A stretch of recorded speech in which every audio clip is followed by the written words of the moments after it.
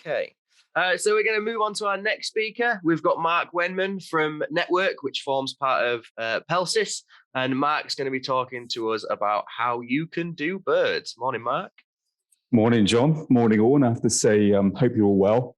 And also, good evening. Wow, I saw a couple of people have logged on from, was it Taiwan or Thailand? Amazing. So thank you. Can I carry on, John? Yeah, carry on. Yeah. Awesome, thank you. I was chatting with the BPCA and we were discussing about how to introduce people into birds, and it's quite an esoteric thing. And they were sort of saying to me, let's look at what you would need to start either subcontracting or your own bird business. I thought, what a great idea. And I suddenly realized that I think, and probably some of you will find this as well, suppliers or people that sort of work slightly out of the doing it, I probably go asked about twice a month, Mark, do you know anybody that can do bird? We desperately need somebody because we're busy. Our team are doing other things. We got regular customers. Do you know anybody? So I thought, wow, there's definitely a need for this. And there's definitely, if yourselves have even a penchant slightly for birds, a small head for heights. And I would say this, looking at me, I can do bird. So if I can do it, I know you can. So I'll leave it at that. I'm just going to launch and then I will go through and introduce you. I would normally say for somebody to shout out, but I would hope somebody would say if you can't see this. So just launching now. Me, some of you may know me. I basically do birds. So essentially I'm kind of a manufacturer as such. Manufacture the products, I train, I work with the BPCA. So if any of you are even slightly thinking that this could maybe be something extra you could add into, or you want to develop your skills, speak to us. We'd love to help you. And essentially it's free. I mean, how often do I say that? It is free. So yeah, that's it. And hopefully this has moved on. I've already kind of given the reasons why, but essentially, yeah, bird is part, not always remembered, not always thought, but there's definitely a need for extra people coming in. And hope you like my little addition over the very cute robin, the tortoise sitting on the finger. Obviously it's protected, so we can't do anything. I kind of, having never done this kind of type of let's look, and I feel that I should have done it already, many years ago. I chat to people about setting up businesses, but not a formal sort of presentation. I think the best way of doing this is to divide it into sections, of course, and that way you can then see each part in total. There's probably some things I've missed off. I've had to keep some of the pictures quite cute, because obviously I don't want to give any away sort of information from customers, but yeah, you should get the idea of this. So clearly, if you're kind of looking to come into birds, and remember, a lot of this stuff you might have already, and particularly on the training, more than likely you will have some of this training already and go, oh, wow, I didn't know that was transferable to birds. So first of all, equipment. Thank you for this photo, Alistair. This is kind of an awesome, well-racked, well-organized van, a thing of beauty, in my opinion, to have your tools readily available. And this is the same for doing general pest control, wildlife, falconry, all the sort of areas within our industry, to be able to basically get your equipment as and when you need it. It may well be at the beginning, you might just have things delivered to site for a job. That's fine. But you will, unless you are awesomely exact and you can work it out to the nearest product, you will have some materials left over. So you want to keep those as spare, such that then bumps over to the next job, in theory, free materials or free equipment. So yeah, and also some of the equipment you do want to keep safe, of course, the drills, and also if we look at rifles, PPE, you want to keep it separate. And obviously, if you're going to be doing any fouling removal, you might have tools that would need to be kept separate, or some of the materials you remove from site would need to be kept separate. So I want to say about a separate cab. Me, myself, I don't have it because I'm not on the tools per se, but ideally, if you're actually doing the job, you would need a separate cab, so a separate area of driving compared to the back and well ventilated. And please don't criticize my, my storage box at the top left there, but obviously, as I mentioned, you will have surplus materials. These will be kept clean, away from other materials, and easily accessible. So that's my kind of general storage box. I have other storage boxes with bigger materials, as you know, that when you're looking to do some, particularly installation, I'm not just looking at installation here, I'm looking at the whole area of birds. You will have a lot of materials, so you will need quite a large area to keep them in. Nothing to say you can't have it like the area in the bottom left, somebody I know, but ideally you want it separate so that when you're driving, it's not moving around in the back of the van and, oh my gosh, I've had it where I've had copper ferrules in the back because the bag broke open. So that's kind of an obvious thing. The other little thing I say on that labeled, and it's a bit of a paradox, but particularly if you're new, you may actually forget, and it sounds strange, what the products are. So to actually have them denoted within a pack or a little box or even a little Tupperware, something that you've got handy to keep them separate will definitely help. And obviously you're going to be taking those to site as well. Tools. Good tools are not cheap. I think we know that, and I'm not kind of shouting out to certain manufacturers. Hilti drills, they're hundreds of pounds, I know. But as you kind of gradually come into doing the job, maybe part-time, full-time, who knows, you do need quality drills and materials. Some of the tools there are specific to a certain type of job. So we have the netting tools, we have the electric system tools, we have the bird wire tools. Some of these can be bought obviously for the job. You may obviously want to keep some basic netting tools and the bird wire tool, which essentially is one simple tool. A mastic gun, maybe an electric mastic gun, and some hand tools. Of course, hand tools you would already have, I'm sure. Yeah, the hammer, the screwdrivers, pliers. I come back onto the tape measure. That's my tool of the year. So obviously tools. Tape measures. Please, if you're kind of coming into birds, have a couple. I have a couple of awesome BPCA branded tape measures, whomever you might get. You do, of course, need to measure the areas. It might be from a small tape measure of 3 or 5 meter. I have a reel for basically measuring our areas. I do also have a laser meter. I mean, the laser meter is a big investment. So again, I'm not kind of shouting out a certain brand. I do know that a couple of contacts I have a Bosch, and for some reason they love that because it actually feeds the information into an app.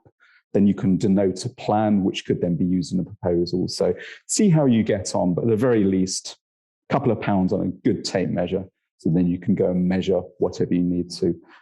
Google Earth, I have a lovely picture of me up in a very high satellite looking down on the BPCA headquarters there in Derby. Google Earth is useful, and I'll leave it at that. It's good to basically get the initial information to find out about a site. Be extremely careful about getting full site information. Shadows, lack of accuracy, misconstruing information. There's so many mistakes that could be made. And as we know on birds, to make a mistake on something could be extremely costly, even the fact you can't actually do the job. So be really careful about using Google Earth, but measuring, of course, it is implicit. Good quality phone camera. I mean, or camera phone, sorry. Most phones, even my very old, I don't even know what make it is now, does have an awesome camera on there. I do know a couple of contacts that have a camera, standalone camera, which is great. It kind of keeps it separate from making calls and which I actually did last week. Dropped my phone when on site on a mute and it landed case down. Oh my gosh. So yeah, a good quality phone so you can basically take photos to put into your proposals or just discuss with the customer there and then. Of course, you need personal protective equipment. We know the fact that birds do deposit guano. It's incredibly dangerous, that coming part of the education, but you do need training on the PPE. Obviously, how to put it on, particularly the respirator, a face fit test, and regular checking of your PPE to know how to do that. You do also need training on guano removal. I'll come on to that in a second, and for the application of the biocides and chemicals, which you may already have. You may already have that, but PPE training is essential. On to training. So the essentials prior to starting, I think it's kind of the ones that you can, obviously, some of these you would need, some of these you would kind of gradually take on as when you got to a certain point in your career in bird. So training, I had a great discussion with somebody last week who was a health and safety specialist, but just coming into bird control.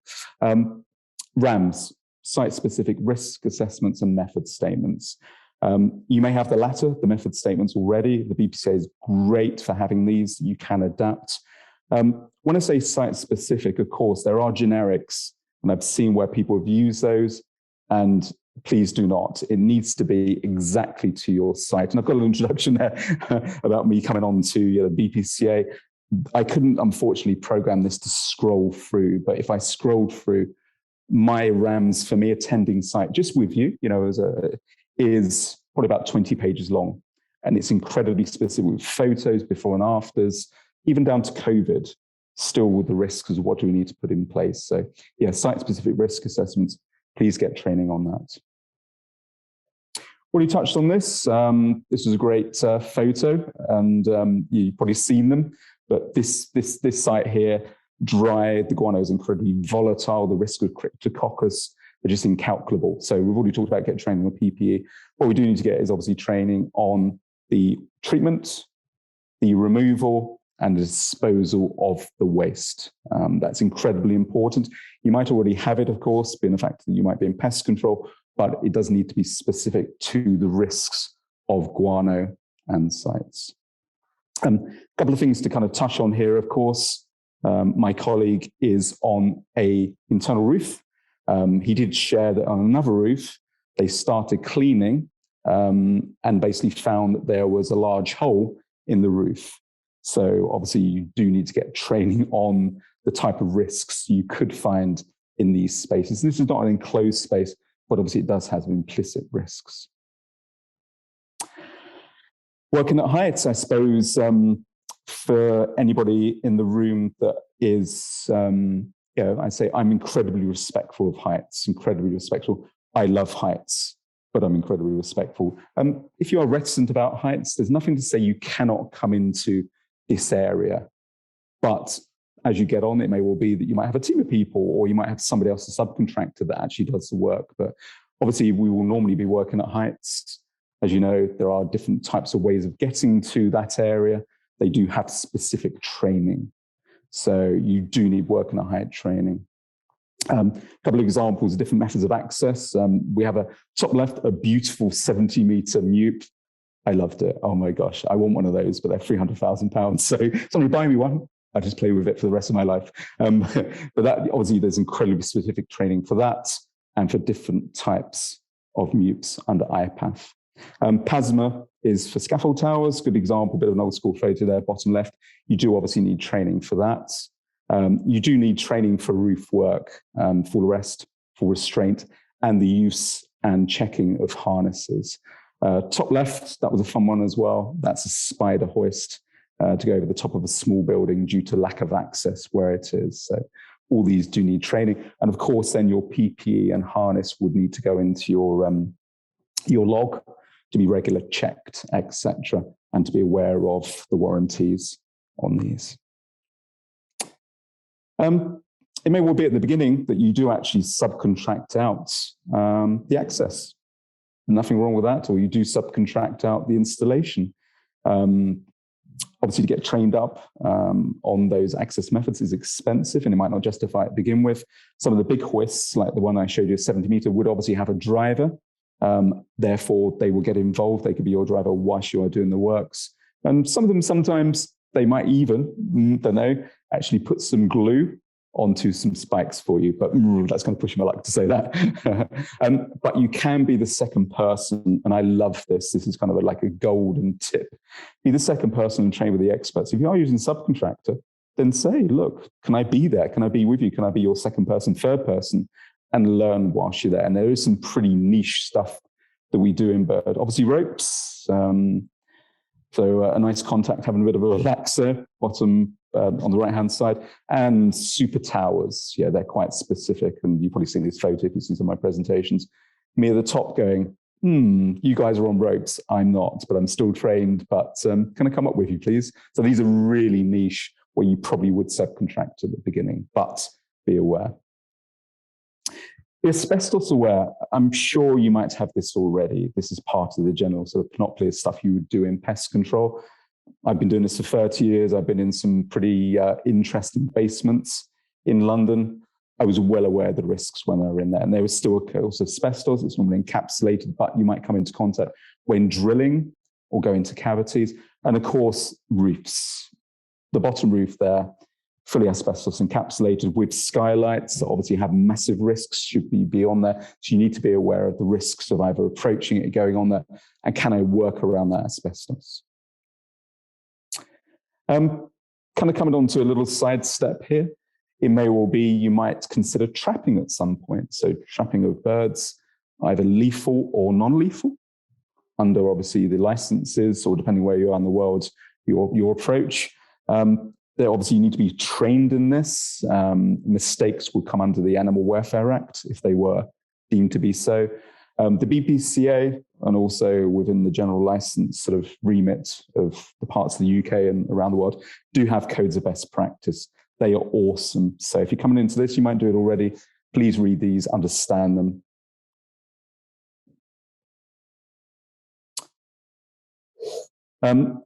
You might think some of my contacts are quite strange looking. I put a blue bubble on their head. It's not how they look, obviously. Yeah, should you be coming into the use of air rifles or other types of rifles, be trained. You are probably aware that you don't have to be trained in air rifles per se, but you do have to show competency.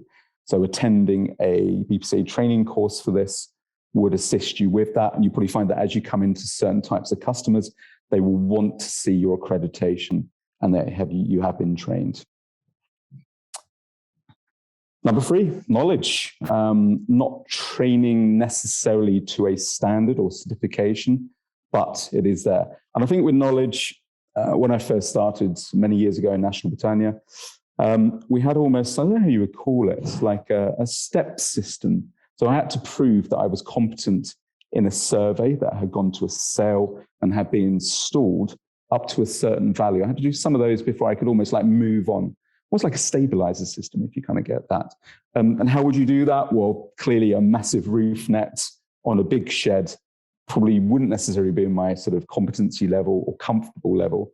That's not a very good word at the beginning. So I would kind of be sticking to signage, small areas, canopies, etc., before I built up my level of knowledge and being comfortable. So just know your limitations. I mentioned, the ramifications to get it wrong would, at the very least, damage you to not stay in this area. So, I love this one.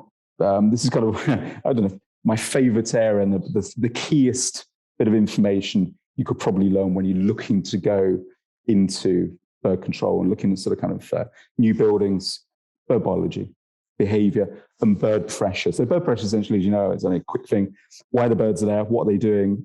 Every part of the building is used for a different reason normally. Light pressure high up, you can put any system, medium pressure, kind of favored spots overlooking food, can't really nest there.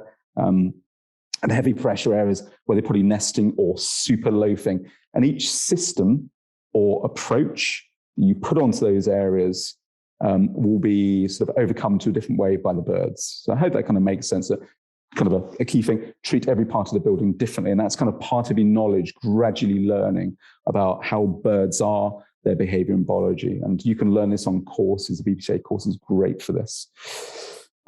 Architectural terms, you don't have to learn these at the beginning, but I think when you go to a site or speak to a customer, you're kind of talking about that pointy little bit at the top, or that sticky outy bit, or the very narrow little edge that kind of, I don't know what it does. When you start talking to your contacts about the hip of the roof, the parapet of the roof, the string course, the dormer window, the colonnades, it kind of goes, oh, yeah, you do actually know what you're talking about, Mark. And maybe, I think I'll go with your proposal as opposed to the other. So get to know them over a period of time. Get to know your substrates. This is kind of hard, but it's kind of over a period of time, or you can kind of learn it through myself or others. Certain kind of caveats that you shouldn't do, or you get to learn. So for example, left-hand side, there's a membrane. You do not draw membranes. You get to know that, but you look at it and think, why not? It goes through and it goes into metal. That invalidates a warranty on a membrane. And when I say how friable, you get to know that, is that really sound brick? No, it actually might be an old heritage building. It might actually be that it's been repointed. If you drill into it, the friability will mean the front of the brick will come off. So you just get to know these things. You can learn it, but it comes with experience. And don't forget, architects are awesome. You can talk to them. You can get more work. QSs, you might get to know a quantity surveyor over a period of time. You get to know the work. Construction companies, if you basically go out, you will actually see a board on the front of a construction company now with a contact name. Oh my gosh, the times I used to basically knock on the door trying to find out who the QS was. Now it actually says on the front panel, the health and safety panel, you might basically send them details and say, I think you might get bird problems because you're in the center of Derby. So you want to fly hawks. An awesome little article was written in BPCA number 103 by IWM. And it basically says about, this is part of it. Would you want to get into hawks falconry? If not, get to know a local professional who can provide these services for you, possibly as subcontracting. And this is kind of awesome. There's various kind of obviously things you would learn about where they work, where they don't, but a couple of really successful scenarios here where, and I love this, it's kind of like where you got the birds deterring pre-nesting goals from a site. Absolutely awesome. So get to know this. And this kind of hawking falconry is part of, and I love the term, integrated pest management. It's the same for maybe if you're doing general pest control. It's the same in birds. I've already mentioned about bird pressure. There's no one solution that will solve a customer's problem on a building or a site. It needs all of it together. So I think falconry hawking is standalone, but you could maybe come in to getting to know, and this is part of a knowledge scaring. You could employ me, scary guy with the dodgy glasses at the bottom. Human presence is the best to scare off birds. Or we do have, and you get to know these, we do have alarm distress calls. We have the hawk kites, plastic, yes, but let's forget about those. We do have the new intelligence systems, which are really interesting. And we do have the lasers, both handheld lasers, which I think are great, and the fixed laser systems. So I'm not going to go into detail, but you do need to know about these. They're an awesome part of IPM now. I mean, let's look at it. It was spring, then it went to winter, now it's spring again. So I know all the birds where I am here near Harrogate are basically just itching to nest. So it's an awesome time to start these, get to know them. You get to know, obviously, installation training from the BPCA certificate in bird management. If you quite like this and you want to see me again, obviously I would be great to see you either online, in person. And this basically takes you through every single thing you could ever want to know to start you off in bird management. So kind of taking you through the fixings, we'll have a play with those, the systems, but as much as we can. Obviously it's a classroom environment, but that will basically get to know the basics in bird management. I would say the best way to learn, and this is kind of me with my blue-faced colleagues, or contact, should I say, sorry, learn everything about each system. By systems, I mean, spikes, bird wire, electric, gels, netting, of course. How dare I forget that? Get to know them. The only way to do that is really to get out. So you can have site mentoring from the BPCA. You can training, or I love this, be the second person. It's when I was discussing this with some very old contacts, been in the industry for 30 years. How do you learn? Be the second person. Get out there, get stuck in. And this is kind of me taking, it sounds bad, isn't it? I'm actually taking photographs whilst people were working. I did train them when I was there with them, but get to know to be the second person. Best way of doing it. So this is kind of, I could talk, I can talk for hours on this, but this is kind of the great, I've got some skills, let's get some work. And it's like, oh, yeah, I know what I'm doing. Where do I get the work? I think the kind of obvious thing is look for signs of activity. This is kind of the simplest one. Walk down High Street, couple I took, of the pigeons lining up, ready to have a go on the top of me. I mean, this is kind of an easily solvable problem with a great aesthetic system. So you can approach the customer there and then, maybe a managing agent, might be the site's direct. I was park up in dubious spots. Ooh, there's some guano. Pigeons, medium pressure to heavy pressure, quite easily to be sold. So, I suppose it's simple. Open your eyes, look up, look around, see what you can see. And this is kind of a little tickle. As I mentioned, I could show you loads of different things. The kind of flavors of the month, if you want to say that, is atrium roofs. Affected by gulls, affected by pigeons. If you have any customers, or you can find a way of actually going up and observing areas from on high, look for those. I wouldn't guarantee they have birds, but they might if they've not been managed. Shop signage, great small one to start on. This is kind of quite a niche way of proofing them off, but very simple to proof off. And obviously we moved the birds down the high street, which quite good for business. Bridges are great. Obviously most of these would normally be proofed off in various ways to deter birds. So just when you're out and about, just kind of look at these. there's an easy way of looking for business. And it's not this is not that simple, but just got to be a little heads up here. These kind of new architectural affectations. I love architects.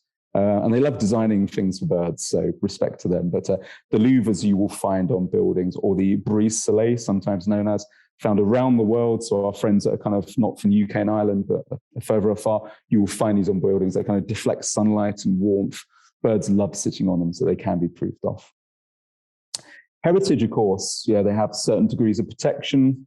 Heritage, grade 1, grade 2, or whatever it is where you are around the world. And these need to be protected. You do have that dichotomy of, oh, yeah, do I put a system or do I use something else, scaring or falconing, to deter the birds? Or do I leave the birds? But of course, the birds are fouling, they're degrading the building, it's been damaged, the brickwork's kind of degrading over time, so they do need to be protected. So some great examples here, photos that were just taken a few weeks ago, yeah, of a hotel, a beautiful building top. I was in Oxford, so great to take a couple of photos there. Pigeons have no respect of heritage, and a bit of a proofing there on a cathedral in the centre. So yeah, look for heritage buildings because there is a requirement for proofing. Canopies are awesome. I mean, canopies are, I wouldn't say simple, but they're quite easily managed down to the substrate. They're normally square. You can normally access them at different times out of hours, and they're a good way of learning. So I do like canopies. I'm always pointing at the building over the road when I'm doing training to say, one day we're going to go over there and proof their canopy for them. So an easy way, and you're already probably doing sites that might have delivery canopies, food sites, etc. So look out for those. And of course, are we too late? I won't discuss legislation, but yeah, goal nesting prevention. Great in the top, how they're managing it with the birds. Some goals loafing because of deliveries, some super large shed roofs that have been proofed off, and just goals loafing as they were probably 2 weeks ago, just flying around. There's a waste site in the back, yeah, looking to sort of consider the roof for nesting. So goal prevention is, I wouldn't say an easy one, and then incredibly expensive sometimes to actually deter the birds, but maybe a good way of starting if you're kind of looking to come into this area. Not common, but installs can be misinstalled. That's not very good English, by trades that don't know the correct way, the correct method statements from the BPCA, etc. So here we can say, as a reaction, they've used galvanized fixings on top of concrete. Top right, yeah, this was installed by somebody not from our industry. They had the right materials, not necessarily the right order. So if they'd done it as per specification, but the net had rubbed, they come on top of the pole, there was a hole, there's a massive risk of birds getting in, getting trapped in animal welfare. So, and bottom right, this is a very old photo, but some of you may have seen it before, but basically just where this net's been used from different industries, yeah, kind of rubble netting, they've installed it, not correctly attached it, then it with cable ties, there's a gap. It's not working, it looks horrible, and the birds will be trapped. So yeah, you will see these, not necessarily because they've been misinstalled, but they get damaged over a period of time. So have a look out for these. I've already mentioned about telling your customers. These are my kind of great contacts in Pelias in Norway. I put this on here because I don't want to put anything from the UK and Ireland because you'd see it. But yeah, tell your customers. This is kind of a silly one. Tell your customers, contacts, trades, friends, anybody you know that you're now moving into birds. And you can have a dedicated website. The Pelias website is awesome. Just gives enough information to kind of tickle a new contact, a couple of pictures, and hopefully draw in prospects after they've met you. And of course, there are various networking sites and other groups you can meet to basically sort of, in theory, tell them what you do. Can approach customers, councils and local authorities. I've seen there's a couple of councils and local authorities on there. Some of them have had consistent bird problems, are now looking, because of maybe changes in legislation, etc., to solve these long term, and they would normally use external contractors. So these are great to kind of approach. And from Whitby, local to me, do not feed the seagulls. Definitely. Nearly finished. So kind of to win the work, you've kind of got all the skills. Yeah, you've surveyed the site, you've got everything to win the work. I'll kind of be brief here because there's no sort of set pattern. I know from experience, the cheapest doesn't always win. I know that for a fact. I think a key example, present your proposal to the level that your prospect expects. I know that's kind of a strange thing to say, but to go with an all singing, all dance, and you spend 4 hours doing a proposal, and they just want a ballpark figure to put it into their budget for next year, clearly not appropriate. I think you need to understand the site constraints for acceptance. Let's be honest now, we're getting pretty tight for gold prevention. It may just be they're looking to put it in the budget for next year. So yeah, approach that prospect with the right level of enthusiasm, shall we say.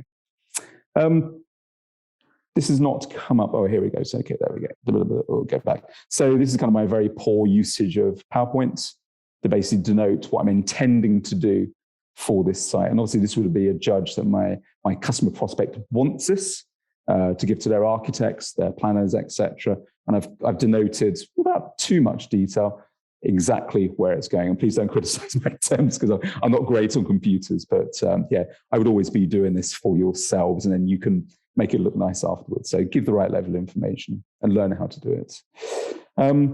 A proposal, obviously, again, you'll have your own proposal, and already I'm sure within pest control, you can adapt it to birds, but this is kind of just my pre-branded proposal to you about what you can then take to your customer. It has all the right level of detail and the pictures if I'd scrolled down, and there's no level of interpretation. And so I want to say this, worst thing you could ever do is say, hello, customer, I'm going to get rid of all birds from all areas of your site. It's like, no, please be incredibly specific. Feral pigeons, Columbolivia, from this exact location because of these reasons, and this is justification, no misinterpretation. So that's kind of me, really. There's a clear need for you to come into bird control. I've been told by some sort of leading installers and companies that they need more people. So if this has even kind of tickled you slightly to think, maybe, yeah, I think I could do that if Mark can do it, then speak to the BPCA. Yeah, we'd love to help you. And I'd love to come out on site, buy you a coffee or tea or soft drink and help you. That's me.